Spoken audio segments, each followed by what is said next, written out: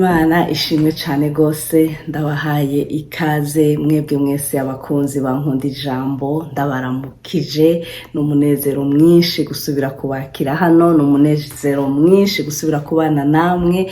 Imana ibahezagire mwebwe mwese mufashwa, mwebwe mwese mukurikirana zino nyigisho. Imana ibaha umugisha mwebwe mwese musengera kino gikorwa mufata akanya ko kugisengera. Nukuri sinzokugera mpagarika kubashimira kubera ko ndabona ubushobozi bw'amasengesho yanyu kuri iki gikorwa. Ndabona ingene amasengesho musenga hari hica ariko arakora, hari hica ariko arashikana ku bantu. Nukuri mubandanye musenga, mubandanye musengera iki gikorwa hamwe n'Imana. Imana izogikoresha ibikomeye. Yesu abahe umugisha. Umunsi rero nashaka tuganire ku buzima bw'umukristo mu ntambara. Haleluya. Aha mwese turi mu ntambara, tuhura na byinshi bidukubita, duhura na byinshi biducinyiza, duhura na byinshi bidusubiza hasi, duhura na byinshi bitugwanya, duhura na byinshi kubera turi mu ntambara. Umunsi uvuka uba watanguye intambara na Satani kubera hamwisi ni muri terrain ya Satani. Niho Satani yakororewe avuye mu ijuru igihagarariza Imana hamwe n'abadayimoni bazananye baguye hamwisi, baganja hamwisi, nibo bategeka iyi si. Ariko hamwe n'ivyo abakiriye umwami Yesu nk'umwami n'umukiza w'ubugingo bwiwe, haleluya, abo baragendera mu ntsinzi bari muri iyi si, abo baragendera mu kunesha bari muri iyi si. Abo onye iyo batahuye ico bari, iyo batahuye ubushobozi yabahaye mu kumwakira, bagendera mu ntsinzi, ntaco batinya, baranesha umwasi. Haleluya, baranesha intambara. Haleluya. Nivyo nashaka tuganira uno munsi. Imana ishimwe cyane gose. Igituma nazanye iki kintu uno munsi ni kubera ko mu misi iheze, nibaza ni nko mu ndwi zibiri ziheze gutyo, niho naheyarije ingene namaze igihe kinini cyane ntagwana nk'umukristo, ntagwana nk'umuntu yamenye Imana, ntagwana nk'umuntu yamenye yakiriye Yesu mu buzima bwiwe, ngwanisha ibindi bigwanisho nza kuvuga mu nyuma. Aca numva ashatse kukibasangiza uno munsi kugira ngo twibukanye ko aha muri iyi ntambara turimo, aha muri iyi si, muri ibi bigeragezo nyene tubamwe aha muri iyi si, ntabwo twebwe tugwana nk'abatamenye Imana, ntabwo twebwe tugwana nk'abadafise umwami w'abami mu bugingo bwabo. Haleluya. Paulo rero yandikiye abanyefeso ariko arababwira ibigwanisho by'umukristo, ariko arababwira ingene abakristo bagwana, ababwira ibigwanisho dukeneye, kuko nasanze kenshi tugwanisha ibigwanisho atari vyacu, tugwanisha ibigwanisho vya Satani kandi nico we bashaka. Ariko rero Paulo arandikira abanyefeso arababwira ibyo bigwanisho dukwiye kugwanisha. Nivyo nashaka dusoma uno munsi, nivyo nashaka tuvuge ko. Ndasoma mu banyefeso igice ca 6 kuva kuri 10 gushika kuri 20, ndagenda kebuke gushika kuri uwo murongo wa 20. Yaravuze ngo ibisigaye muremesherezwe mu mwami wacu no mu bushobozi bwiwe bwinshi. Icingenzi dukwiye kubanza kugira mu buzima bwacu no kumenya uwo mwami. Haleluya. No kubanza kumwakira, no kubanza kumugira. Uwo ni Yesu Kristo. No kubanza kumugira mu buzima bwacu, niho turonkera kuremeshwa muri we, niho turonkera ubwo bushobozi bwiwe, niho tugendera muri iyo ntsinzi, niho tugendera muri uko kunesha. Mwambara ibigwanisho vyose vy'Imana kugira ngo mushobore guhagarara mudatsinzwe n'ubugunge bwa Satani. Haleluya. Umaze kugira uwo mwami mu buzima bwawe, ntabwo ugwanisha ibigwanisho byo ngaha mwisi. Hariho ibigwanisho gira. Haleluya. Hariho ibigwanisho bindi wambara ngo vy'Imana. Turaza kubibona munsi ibigwanisho vy'Imana. Nivyo ugomba kugwanisha kubera ko ufise we muri wewe umwami wundi ategeka. Ntabwo wowe uganzwa n'umwami wo muri iyi si, ntabwo wowe uganzwa na satani, ntabwo wowe uganzwa n'abadayimoni. Wowe ufise umwami w'abami muri wewe wakiriye, ufise ubushobozi bwiwe muri wewe. Umaze kumwakira rero hariho ibigwanisho vyiwe aguhereza, hariho ibigwanisho vy'Imana tugira muri twebwe, atari ibigwanisho vyo ngahanye mw'isi. Haleluya, Imana ishimwe cyane gose. Ngo kugira ngo mushobore guhagarara, ngo mudatsinzwe n'ubugunge bwa satani. Ivyo bigwanisho bifise urahagarara utanyiganyiga, kubera ko dufise ibigwanisho we satani akoresha. Wowe urahagarara ushikamye udatsinzwe n'ubugunge bwiwe. Ngo kuko abo tunigana atari inyama n'amaraso, ariko tunigana n'abakuru n'abafise ububasha n'abaganzi y'isi y'umuzimagiza n'impwemu mbi z'ahantu ho mw'ijuru. Twe nitunigana n'abafise inyama n'amaraso. Abakristo nico dukwiye kumenya.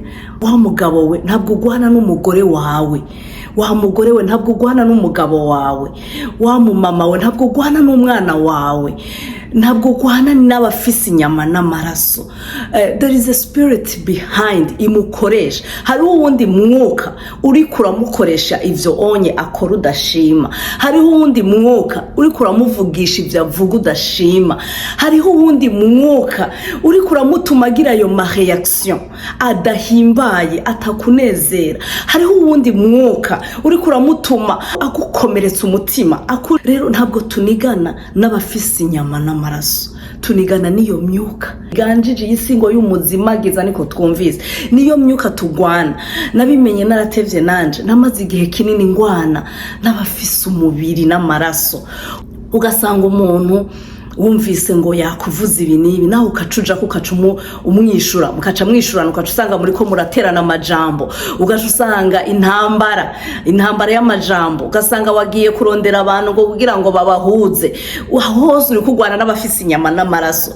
Ariko suko dukwiye kugwana twebwe, dukwiye kugwana niyo myuka ikoresha ivyo bintu, niyo myuka iri iganjije iyisi, kuko nabo sibo. Uyo muntu siwe. Nimba uwo mugabo wawe akubabaza siwe, nimba uwo mugore wawe akubabaza gutera agahinda siwe, nimba uwo mwana wawe akubabaza siwe. Menya ngo siwe, ni umwuka wundi uri kuramukoreramo, ni uwundi mwuka, ni ya myuka iganjije aha mu kirere, iganjije aha muri iyi si y'umuzimagiza. Imana idufashe cyane gose. 13 ngo kubw'ivyo mwakire ibigwanisho vyose vy'Imana, kugira ngo mushobore kudatsindwa ku munsi mubi, kandi nimwaheza vyose mugahagarara mushikamye. Kubw'ivyo mwakire ibigwanisho vy'Imana. Haleluya. Umutwe w'ijambo watubwiye ngo ibigwanisho vy'umukristo. Hana baratubwiye ngo kubw'ivyo ngo mwakire, kuko tumaze kumenya ko tutanigana n'abafise inyama n'amaraso, kuko tumaze kumenya yuko atari abo tubona gutya iruhande yacu tunigana nabo, ko tumaze kubimenya. Rero ngo twakire ibigwanisho. Haleluya. Ngo twakire ibigwanisho ni kuvuga twebwe abakristo, abakijijwe, abakiriye uwo mwami mu bugingo bwabo, ntabwo tugwanisha ibigwanisho vy'amajambo, ntabwo tugwanisha ibigwanisho vyo kwararazanya, ntabwo tugwanisha ibigwanisho vy'isaku. Ivyo sivyo bigwanisho tugwanisha. Twebwe turafise ibindi bigwanisho tugwanisha, turafise izindi equipment. Haleluya. Turafise izindi equipment twebwe tugira. Ngo kubw'ivyo ngo mwakire ibigwanisho vyose vy'Imana. Haleluya.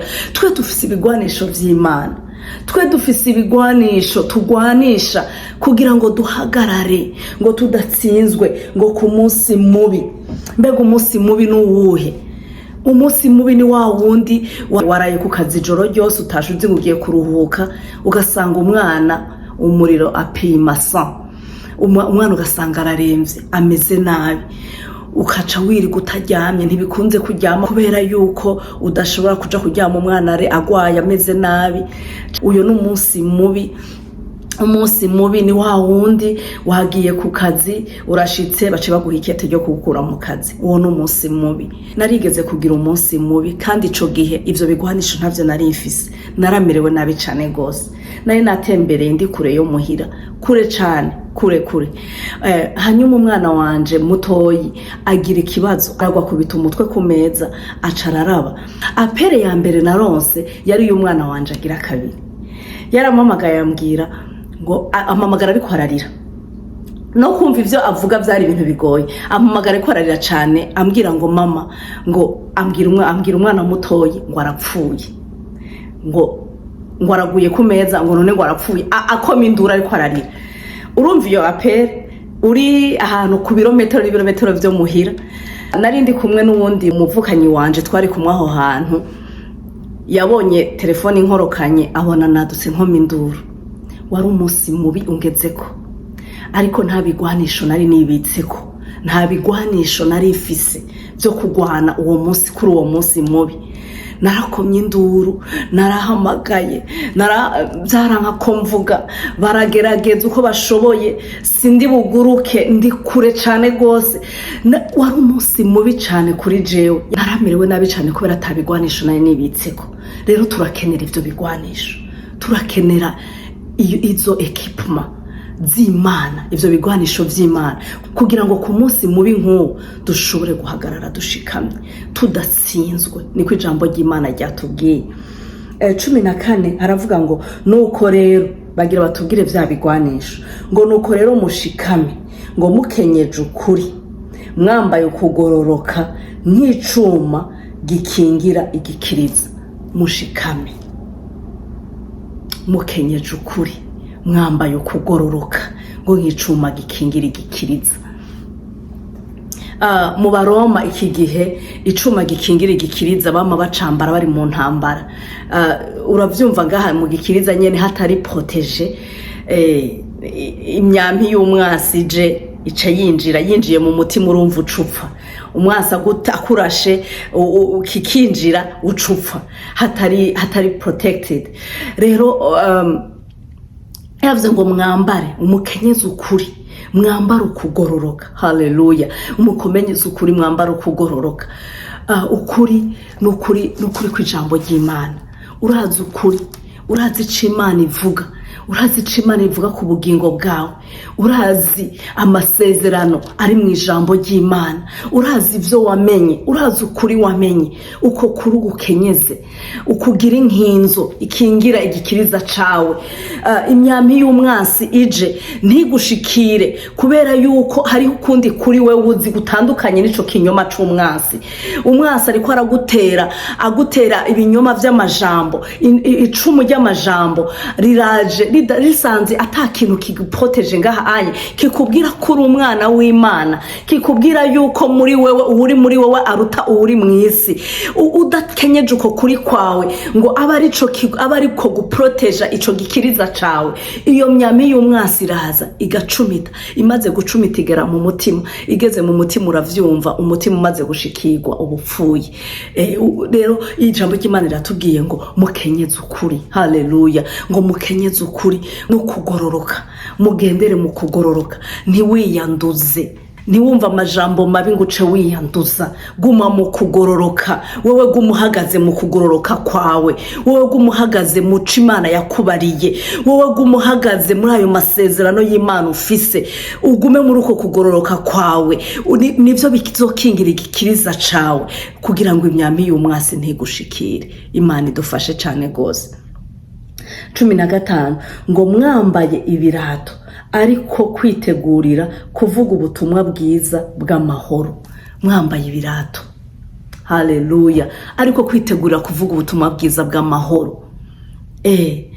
Hari igihe usanga uri muri situation wumva bidakunda ko wovuga ubutumwa bwiza, bidakunda ko wokwerekana ko uri umukristo, bidakunda ukumva nawe ushatse kumera nkabo, ushatse kuvuga nkabo, ushatse gukora nkabo. Uko si ukuvuga ubutumwa bwiza. Wewe vuga ubutumwa bwiza mu kuberera imbuto zijanye n'umukristo. Vuga ubutumwa bwiza mu kugaragaza iyindi shusho atari yo bari bakwitezeko, mu kugaragaza iyindi shusho atari nk'iyabo. Haleluya. Imana idushoboze cyane. Ndabivuga kubera ko narabibayemo, ndabizi yuko nabayeho ubuzima ari ingere ku yindi. iryinyo kurindi, ico uvuze nanje ncangira uko nyene, ico ukoze nanje cankora uko nyene.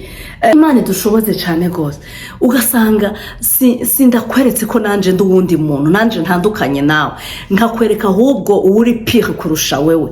Uravyumva, hariho imigani tugira ya hari iwacu y'igipagani ivuga ibintu ngo ugukanuriye ntumukanurira kwita iki, ndabivuze mu mvugo nziza, ariko hariho genre ukora ivyo nawe akoze kubera yuko umwereke ko nawe mbega wowe ni utari jewe mwene naka, jewe nanje, jewe twebwe iwacu uratuzi ngene tumeze twebwe, ugashaka nawe werekane ko wowe ahubwo ushoboye kuba uwundi muntu kurutawe, ariko ntabwo ari ubutumwa bwiza uri kuratanga, ntabwo ari ubutumwa bwiza uri kuratanga.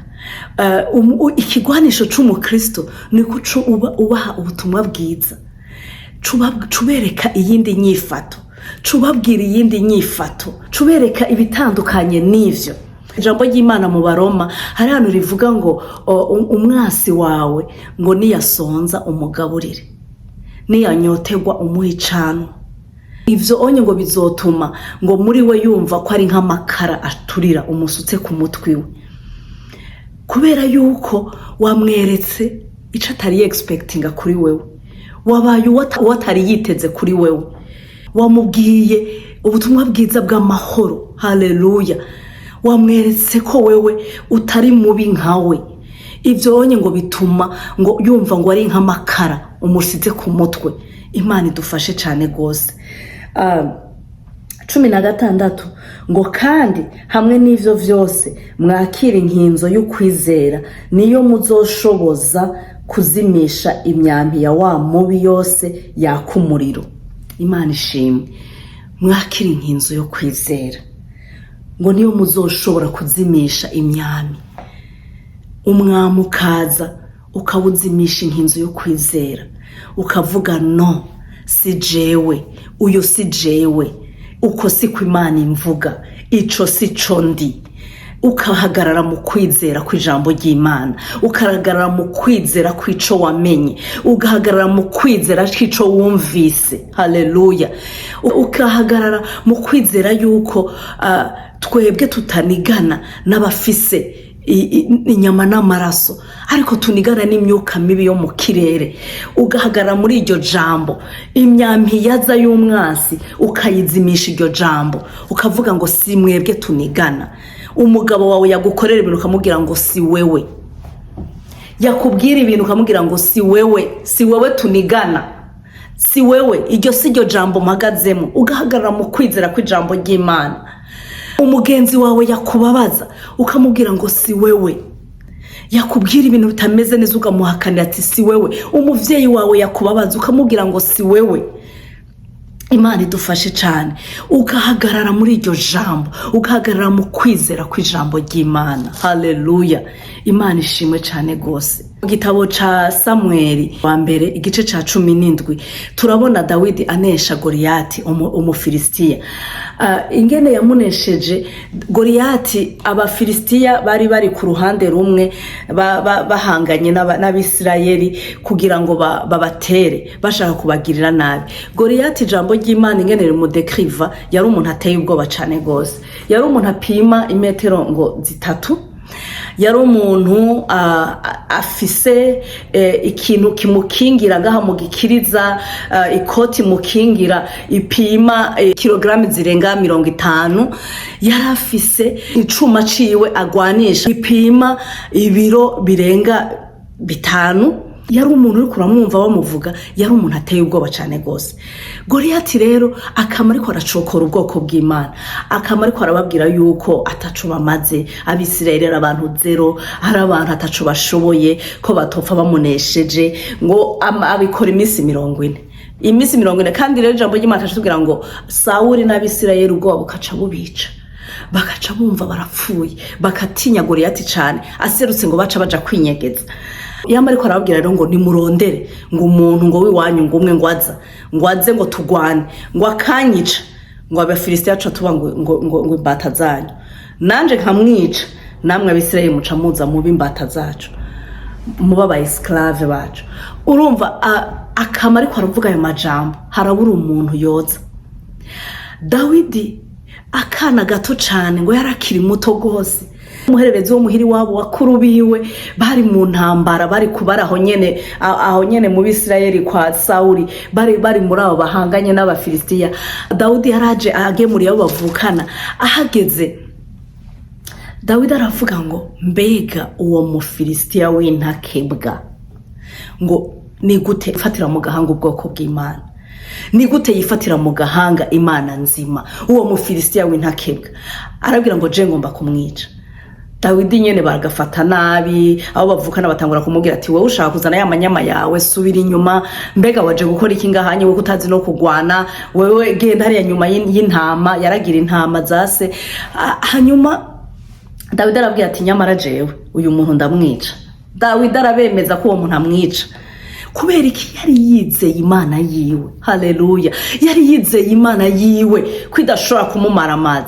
Yari yizeye ko Imana yiwe idashobora kwemera ko akogwa n'isoni. Yahagurutse kuyamamaza, yahagurutse kuyivuga, yahagurutse kuvuga ubushobozi bwayo, mu gihe abandi bose bamaze iminsi 40 bahunga, batinya, badashobora guhangara Goliyati.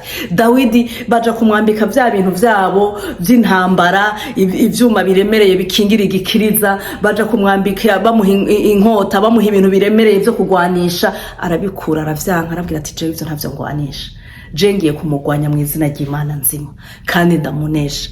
Yatoye ijambo ry'Imana ritubwira ngo yatoye ngo utubuye twiburungushuye mu mazi adushira mu isaho yiwe, akaba yarafise inkoni n'umugozi. Goliyati utwo tubuye n'uwo mugozi ntavyo yabonye, abona inkoni. Ngo mbega huza kungwanisha inkoni je ngo mbayimbwa, ngo ngwino ndakwereka, ngwino ndakubagira ibisiga. Ariko Dawidi aramubwira ngo nje kukugwanya mu izina ry'Imana y'Abisirayeli wasuzuguye. Niko Dawidi yagiye avuga, kuko yarazi yuko yizeye Imana ishoboye, yarazi ko uwuri muri we aruta uwuri muri Goliyati. Aravuga ngo Imana yanje irakunesha. Dawidi aragenda, yamuteye ibuye rimwe, muri ayo mabuye 5 yamuteye rimwe gusa mu ruhanga, ngo rimwinjiramo acagwa hasi yubamye. Kubera iki? ubushobozi bwo kwizera. Dawidi ntiyakanzwe n'uburebure bwa Goliyati, ntiyakanzwe n'ivyo yari afise, ntiyakanzwe n'ibigwanisho yari afise, ntiyakanzwe n'amajambo yiwe, ntiyakanzwe n'ivyo yari yitwaje. Ariko yaravuze ngo jewe ndakugwanya mu izina ry'Imana. Imana ishimwe cyane gose. Nawe birashoboka ko no munsi wowe ufise amajambo uri kurumva aguca intege, atunga urutoki igikorwa c'Imana uri kurakora, atunga urutoki umuhamagaro wawe. Reka kuvuga ngo ntubifate personal, vuga ati si jewe, ni Imana yo mwijuru. Bwira Imana, vuga ati ni mu izina ry'Imana nkorera, mu izina ry'Imana nkorera, ndabazimije. Zimya ayo majwi ntakubuze gukora umurimo w'Imana, ayo majwi ntakubuze gukorera Imana, ayo majwi ntakubuze kuba mu muhamagaro wawe. Hagarara ushikamye, kubera yuko muri wewe ufise umwami w'abami kandi uri gukora igikorwa c'Imana. Imana igushoboze cyane gose, kandi Imana idushoboze twese. Kuri 17 haravuga ngo mwakira inkofero y'agakiza hamwe n'inkota ya mpwemu, ngo niyo jambo ry'Imana. Imana ishimwe. Mwakira inkofero y'agakiza hamwe n'inkota ya mpwemu, ngo niyo jambo ry'Imana. Ijambo ry'Imana turabizi ko niryo tuneshesha umubi. Na Yesu yari Imana, na Yesu yarafise ububasha bwose mw'isi no mwijuru, na Yesu yarakomeye, yaneshejeje Satani ijambo ry'Imana. Kubera Satani arazi ivyanditswe, udafise ijambo muri wewe ryo kumunesha, udafise agakiza muri wewe ngo uhagarare mu ijambo vy'ukuri, ntushobora kumunesha. Satani yateye Yesu amubwira amajambo y'Imana, ariko Yesu nawe amutsindisha amajambo y'Imana. Kandi rero biragusaba ko nk'umukristo ugira ijambo ry'Imana muri wewe, ugira ijambo rigwiriye muri wewe, kugira ngo ushobore kunesha umubi, ushobore kunesha Satani, ushobore kunesha kuri wa munsi mubi twavuga. Wa munsi mubi ni wakugerako, ushobore kugira ijambo ubwira umwasi, ushobore kugira ijambo uhagararamo ukanesha. Haleluya. ukagira ijambo muri wowe rikubwira ngo mu mishishagu yiwe twarakize. Umunsi wagwaye ukajyatura ukavuga ngo mu mishishagu yiwe narakize, yaranesheje urupfu, yaranesheje izi ngwara byose, yarabinesheje. Ugahagarara muri iryo jambo ukavuga ngo naranesheje kubera ko yaratsinze. Haleluya. Ugahagarara muri iryo jambo, ugahagarara muri iryo jambo ry'Imana rikubwira ngo ndi kumwe nawe, ngo ntutinye, ngo ndi Imana yawe, ngo nzobana nawe, ngo niwaca mu muriro ntacu uzoba, ngo ntuzosha, niwaca mu nzuzi ntizizokurengera kuko ndi kumwe nawe. Ukamenya iryo jambo umunsi wageze mu bigeragezo, umunsi wageze mu bihe bibi, ukavuga ngo Imana iri kumwe nanje. Yarambwiye ko naho nzoca mu muriro izo biri kumwe nanje, yarambwiye ko naho nzoba ndi mu nzuzi izo ndengera. Ugasenga ugatura amajambo y'Imana, ntuzoyatura utayafise muri wewe, ntuzoyatura utayabitse muri wewe. Dawidi yaravuze ngo mu gitabo ca Zaburi 119 umurongo wa 11 yavuze ngo nabitse ijambo ryawe mutima wanje ngo kugira ngo sindagucumureko. Turakenera ijambo ry'Imana muri twebwe kugira ngo ntiducumure ku munsi mubi, wa munsi Satani yaduteye. Turakenera ijambo ry'Imana kugira ngo ntiducumure, ntituje mu byo kwigwanirira. Turakenera ijambo ry'Imana ryo guhagararana natwe mu gihe kibi, mu gihe umwasi yatugerageje. Turakenera ijambo kugira ngo duhagarare dushikamye. Imana idufashe cyane gose. Ngo musengere muri mpwemu ibihe vyose, mu buryo bwose bwo gusenga no kwinginga, kandi ivyo mubibere maso mukobeje rwose musengera abera bose. Musengere muri mpwemu ibihe vyose. Igituma yavuze ngo musengere muri mpwemu ni kubera ko muri mpwemu niho uhishurirwa ivyo muri mpwemu nyene. Ntiwosengera umuntu udahishuriwe umwuka uri kuragwana nawe muri we. Uri kusengera muri mpwemu niho uzohishurirwa ingene impwemu y'uwo muntu iboshe, ukamenya ingene uyibohoza. Nico gituma Paulo avuga ngo musengere muri mpwemu ibihe vyose, ukamenya ingene uyibohoza, ukamenya ko umuntu siwe mubi ariko hariho ikintu kimuboshe, hariho iyindi mpwemu iri behind izo reaction ziwe. Niho uzomenya ingene umusengera. Imana idushoboze cyane gose. Merutse kuvugana n'umuntu ariko arambwira ngo karaktere y'abantu, ngo abantu ngo babi, ngo abantu badashobora guhinduka, ngo abantu karaktere nyene ngo mbi, ngo abantu badahinduka. Uravyumva? Umuntu arambwira ngo abantu badahinduka. Ndamubwira nta muntu n'umwe adahinduka baho. Narigeze kuba nkurikirana izo video zivuga ibintu nk'ivyo, kandi igihe cyose nazikurikirana hariho imbuto mbi vyasigamo. Burya tuze twitondera n'ibintu turaba. Hari ibintu bidusambura, hari ibintu biturema mu imbuto mbi, hari ibintu byinshi turaba usanga twaragize subscribe kuri ivyo bitatwubakana gato. Uwo muntu ndamara igihe ndaba ama video yiwe, nukuri aranyonona mu bwenge, aranyonona mu mutima, aranyonona mu mpwemu, aranyonona ahantu hose. Ariko umunsi nagize unsubscribe kuri ntuzenya channel yiwe, nkahagarika kuraba ama video yiwe, niwo munsi naciye nsubira kuvuga kubera iki nshobora kwemera yuko umuntu ashobora kunyemeza ko umuntu adashobora guhinduka, kandi Imana nayimbwira yuko ari Imana iganza ibifise imibiri vyose, ata muntu numwe, ata kintu na kimwe co yinanira. Ndavuga kubera iki nemera ivyo mbona ku mwana w'umuntu. Ca ndahagarika kuraba izo video ziwe, ca ndahindura isengesho. Ndavuga abantu benshi babushwe gutya. Merutse kuganira n'umuntu arambwira ngo ngo yango bajya abantu ngo bameze nabi cyane, ngo urazi ko bashobora no kubuza kuja mu ijuru. Ndavuga yes of course barashobora kukubuza mu ijuru if you choose that. Ni waba ari byo uhisemo bazodi kubuza nyene, bazori kubuza. Twavuze yuko twambara ukwizera ariko kuzibura imyambi yakumuriro. Iyo myami yakumuriro ni wayireka ikagushikira, ntuyizibire nyene izokujana mu muriro. Umva uzosha nyene, uzoja mu muriro. None wayi wemera yuko umuntu ashobora kugutwara mu muriro? Ico naragihakanye, ndagishira kwirezo. Navuze nti aho ntapfuye ubu nta muntu yokwemera yonjana mu muriro, ubu nta kintu na kimwe, nta muntu yokora ikintu na kimwe cotuma nja mu muriro. Ndabizi ko hari igihe iyo mpfa ndazi nari kuja mu muriro kubera ukuntu nari narapfuye, kubera amajambo y'umuntu, ama reaction y'abantu, ibintu mbona mu bantu byagiye birampindura muri je birangira ubundi muntu, nari kuba naragiye mu muriro. Ariko Imana ko yangiriye ubuntu nkarengana hari yahantu, navuze nta muntu numwe yonjana mu muriro. Kubera iki noja mu muriro? Ninabihitamwo, yes, ariko mu gihe nzi yuko hari Imana umuremyi w'isi n'ijuru, yaremye n'uwo muntu, yaremye n'abo bantu, yaremye ivyaremwe vyose, iganzi bifise imibiri yose. Niko ijambo ry'Imana rivuga ngo nije woraho nganzi bifise umubiri vyose, ngo nta na kimwe kibasha kunanira. Ndabwira uwo muntu none Imana ko iganzi bifise umubiri vyose, kubera ko ushobora kuvuga ngo naka nashobora guhinduka. Yewe nizeye ko umuntu wese ashobora guhinduka, kubera ko Imana yanje irafise ububasha. Izo video ivyo bintu umuntu araba biragutuma utagira n'umutwaro wo gusengera umuntu, kandi izo characters zirabaho n'ukuri turazibona. None ndakubaze, none tubahebere Satani? None tubareke baje mu muriro? None burya hariho umuntu wanka ku buryo ukwifuza ko aja mu muriro udashira, w'ibihe bidashira?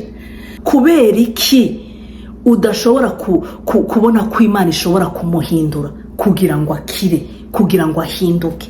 Imana idushoboze cyane gose. Rero turakeneye kugira ijambo ry'Imana muri twebwe rikagwira, kuko nijyamara kugwira muri twebwe niho tuzonesha, niho tuzoshobora kumenya ingene dusenga. Ijambo ry'Imana ryatubwiye ngo dusengere muri mpwemu ibihe vyose. Usengere muri mpwemu, ukura amaso kuvyo ubona biguca intege, ukura amaso kuvyo ubona bitameze neza, kubitagenze neza, ubikure kwa maso, ariko uhanga amaso Imana yo mwijuru, yaremye ijuru n'isi, kandi Imana izogutabara. Imana itugirire neza. 19 aravuga ngo kandi nanje nyene munsengere kugira ngo mpabwe insiguro uko mvuze kose, namamaze shirutse amazinda ibanga ry'ubutumwa bwiza. 20 kuko ndi ntumwa yabwo iboheshejwe umunyororo, nsigure ivyabwo shize amazinda nk'uko ntegerezwa kuvuga. Imana idufashe cyane ngo munsengere. Paulo ngaha yariko yandikira ikete ari mu ibohero, yarakeneye gusaba ko bamusengera kugira ngo arekugwe, sivyo? Yarakeneye kuva mu gasho, yarakeneye yuko yova kwiyo minyororo, ariko sico yasavye. We yasavye ngo bamusabire ashishikare gukora ukuvuga ubutumwa bwiza, ashishikare kubuvuga ashize amanga, ashize amazinda, ashishikare gushikana ijambo ry'Imana ku isi yose. Malgré iyo minyororo ntimubuze kuvuga ubutumwa bwiza. Hari igihe tugira iminyororo mu buzima bwacu ikaca idutuma tudepoza vyose. Hari igihe tugira iminyororo, hari igihe tuba mu minyororo igaca idutuma agakiza dushira hasi. Hari igihe tuba mu minyororo ikaca idutuma ibikorwa vy'Imana dushira hasi. Ntusubire gukorera Imana kubera yuko ubukene bwa dodoyi iwawe.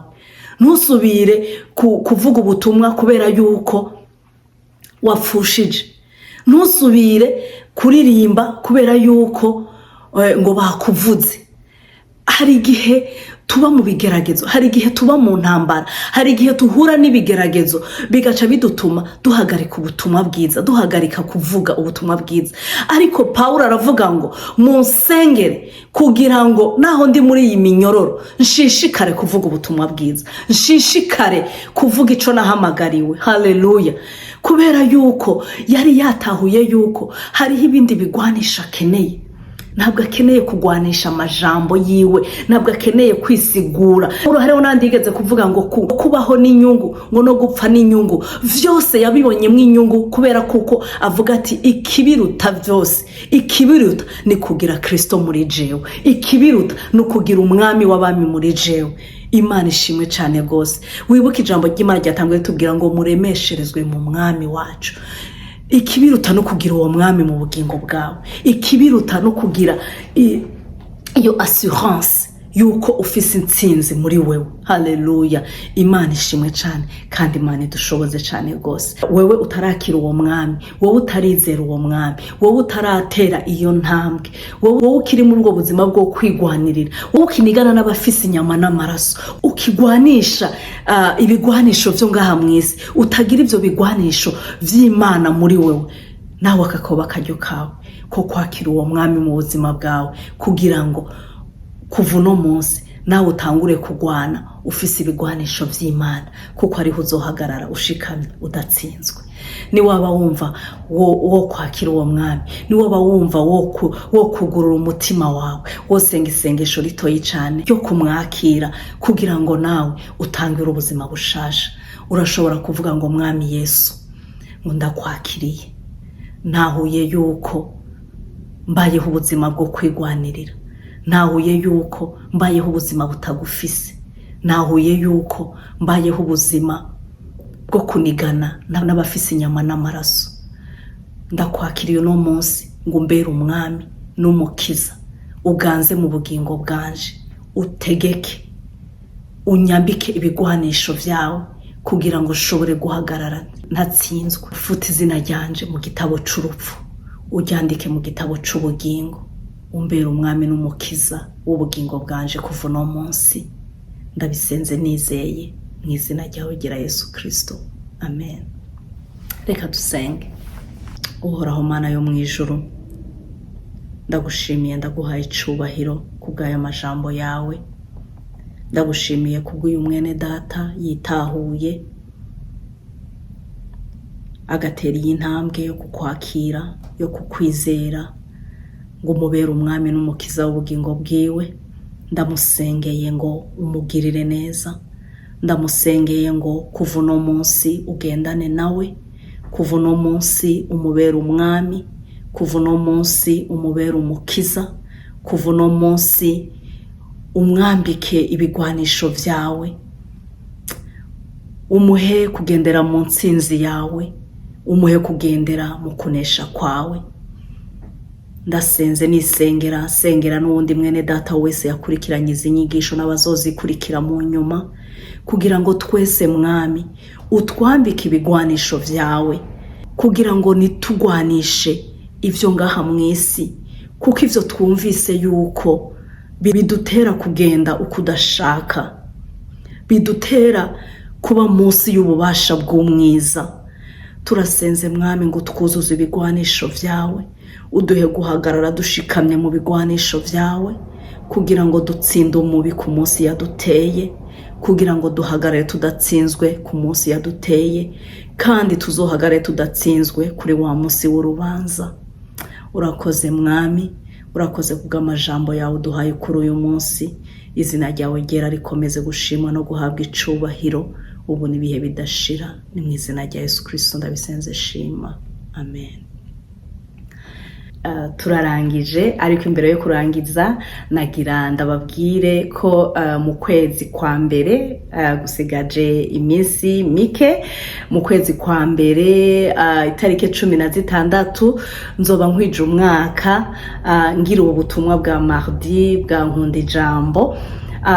Ndashaka ko umuntu wese afise intahe yonsangiza yo kumbwira ingene nkunda ijambo yamwubatse, nkunda ijambo ico yakoze mu buzima bwiwe, nimba hari inyigisho z'umunsi umwe zakubatse, nimba hari inyigisho z'iminsi 2 zakubatse, nimba inyigisho za minsi yose zarakubatse.